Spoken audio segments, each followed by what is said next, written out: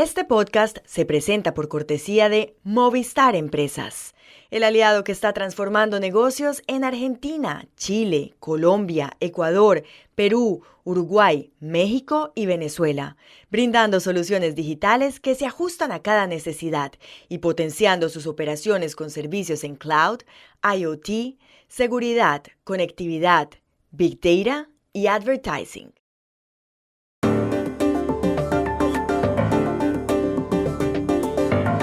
Estados Unidos asumió ayer una postura más crítica frente a la ofensiva de Israel en la Franja de Gaza. Joe Biden y su secretario de Estado quieren que Netanyahu proteja a los civiles. ¿Cómo interpretar este cambio?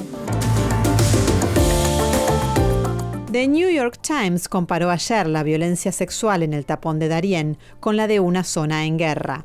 Human Rights Watch acaba de publicar otros datos que son aterradores. Hoy, aquí, los detalles. Por primera vez en la historia de la medicina, un paciente al que le trasplantaron un riñón de cerdo modificado genéticamente pudo volver a su casa. Ocurrió el miércoles en Boston. ¿Qué desafíos se enfrenta ahora? Hola, bienvenidos a Y esto no es todo, el podcast del Georgetown Americas Institute de la Universidad de Georgetown en Washington, D.C. Soy Juan Carlos Iragorri, desde Madrid. Soy Paz Rodríguez Niel desde Buenos Aires. Soy Jorge Espinosa y estoy en Bogotá. Es viernes 5 de abril y esto es todo lo que usted debería saber hoy.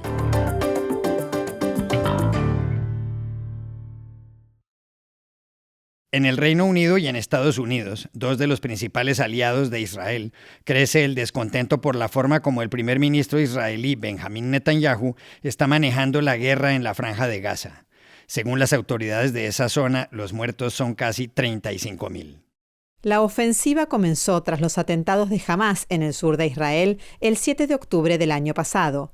Los militantes del grupo terrorista asesinaron a sangre fría a 1.200 personas y secuestraron a más de 250. Se presume que varios rehenes están presos en Gaza. Pero el elevado número de víctimas mortales en Gaza ha hecho que Occidente le pida a Netanyahu un cese al fuego. A ello se sumó la muerte el lunes a manos de Israel de 7 miembros de una ONG estadounidense dedicada a repartir comidas y dirigida por un célebre chef español. Ayer, en el Reino Unido, 600 académicos, incluida la expresidenta de la Corte Suprema Brenda Hale, le solicitaron al primer ministro Rishi Sunak no enviar más armas a Israel, pues puede haber un genocidio. Y en Bruselas, el secretario de Estado de Estados Unidos, Antony Blinken, se pronunció. With regard to our policy in Gaza, look, I'll just say this. If we don't see the changes that we need to see, there'll be changes in our own policy. Blinken, que asistía a la reunión de cancilleres de los países de la OTAN, fue claro cuando le preguntaron qué pasaría si Israel no protege a los civiles. Dijo: con respecto a nuestra política en Gaza, miren, si no vemos los cambios que necesitamos ver, habrá cambios en nuestra política. Pocas veces Estados Unidos se ha expresado así frente a Israel. Pero ayer también hablaron por teléfono el presidente Joe Biden y Benjamín Netanyahu. ¿Qué pasó en esa media hora y cómo interpretarlo? Llamamos ayer a Washington a nuestra compañera, la analista Dori Toribio. Juan Carlos, la conversación fue tensa y desafiante según los medios estadounidenses y dejó claro que la frustración de Washington con el gobierno de Israel va en aumento. Según el comunicado de la Casa Blanca, el presidente Biden advirtió al primer ministro israelí que el apoyo de Estados Unidos dependerá de que Netanyahu implemente medidas inmediatas para hacer frente a la situación humanitaria en Gaza, que es inaceptable, dijo Biden, y puso el foco en la necesidad de dar pasos para proteger a civiles y trabajadores humanitarios. Además, el presidente estadounidense reiteró que es esencial alcanzar un alto el fuego cuanto antes. Todo esto con el tono más duro que hemos escuchado desde Washington hasta la fecha. Es decir, la Casa Blanca no impone costes inmediatos a Israel, pero lo que sí hace es lanzar una advertencia que aumenta la presión retórica y pública. Y esto refuerza aquí el debate que está abierto en la capital estadounidense estos días sobre si todo esto puede ser o no un punto de inflexión real en la política de la administración Biden respecto a la guerra en Gaza, si puede haber algún cambio específico tras la muerte de 7 trabajadores humanitarios de la ONG World Central Kitchen, basada en Washington y fundada por el chef español José Andrés. Recordemos que José Andrés, que lleva aquí muchas décadas, tiene decenas de restaurantes en DC, Nueva York, Miami y Las Vegas, y que se convirtió en ciudadano estadounidense en 2013, es una figura muy influyente en los círculos políticos de Estados Unidos ya desde la administración de Barack Obama.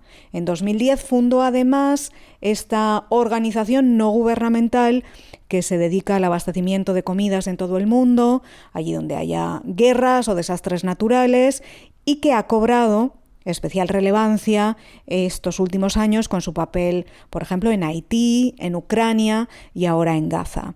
Decía un artículo publicado esta semana en Axios que cuando José Andrés habla, Washington escucha, y el chef español ha estado diciendo estos días que la muerte de los trabajadores humanitarios fue un acto deliberado del ejército israelí.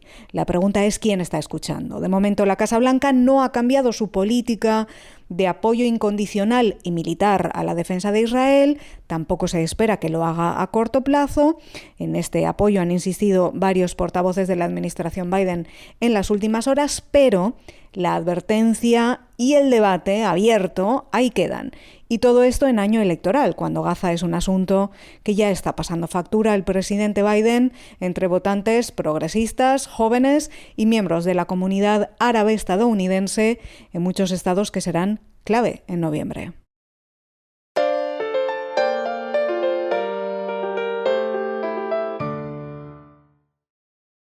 La crisis humanitaria en el tapón de Darién, la zona selvática entre Colombia y Panamá, por donde cruzan miles de personas anualmente con la idea de llegar al norte, a Estados Unidos, se agrava cada vez más. En los últimos meses han aparecido varios informes sobre el tema. La ONG Médicos Sin Fronteras reportó que en enero y febrero de este año se produjeron 328 casos de violencia sexual. El año pasado el total fue de 676. Y ayer, The New York Times dijo que la violencia contra las mujeres es similar, ojo, a la de regiones del mundo donde hay una guerra. 24 horas antes, Human Rights Watch había publicado otro informe donde pide protección para los migrantes en el tapón del Darién. ¿Cuál es la conclusión del estudio? Llamamos ayer a Washington al subdirector de esa ONG para las Américas, Juan Papier.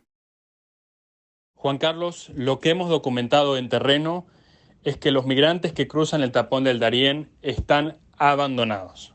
Colombia y Panamá están incumpliendo con sus obligaciones internacionales en materia de derechos humanos de intentar prevenir abusos o tomar medidas serias para judicializar a los responsables de las atrocidades que hoy ocurren en la selva.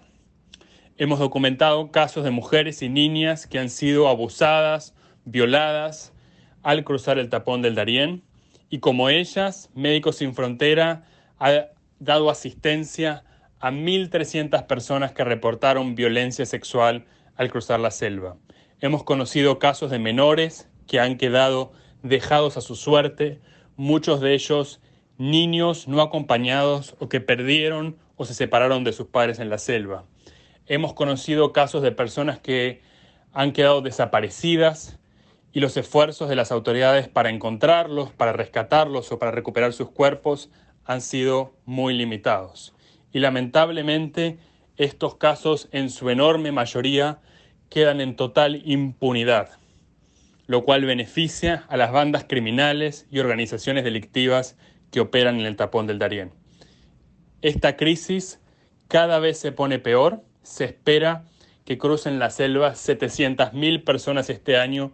Por eso es urgente que Colombia y Panamá trabajen de forma conjunta para proteger los derechos de estos migrantes y solicitantes de asilo que están buscando una vida mejor y por ello arriesgan su vida al cruzar esta selva tan peligrosa.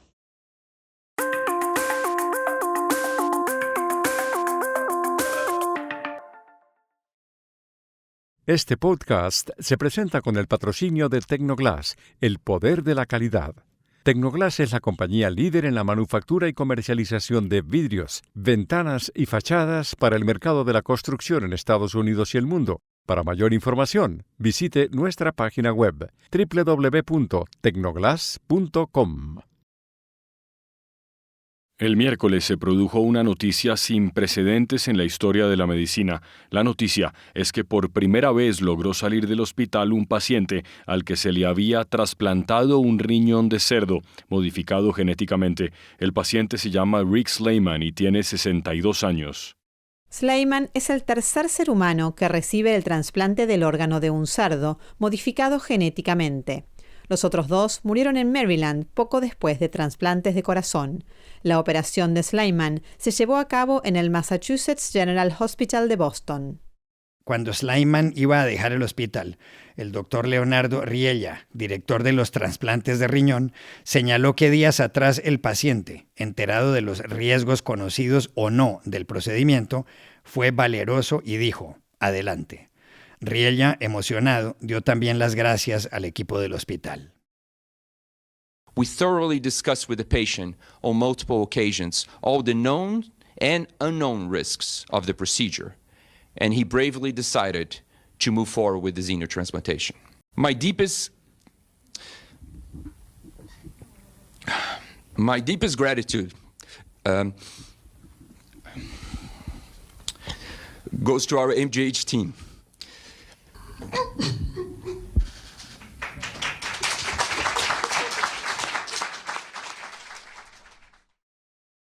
El trasplante en el Massachusetts General Hospital tuvo lugar el 16 de marzo.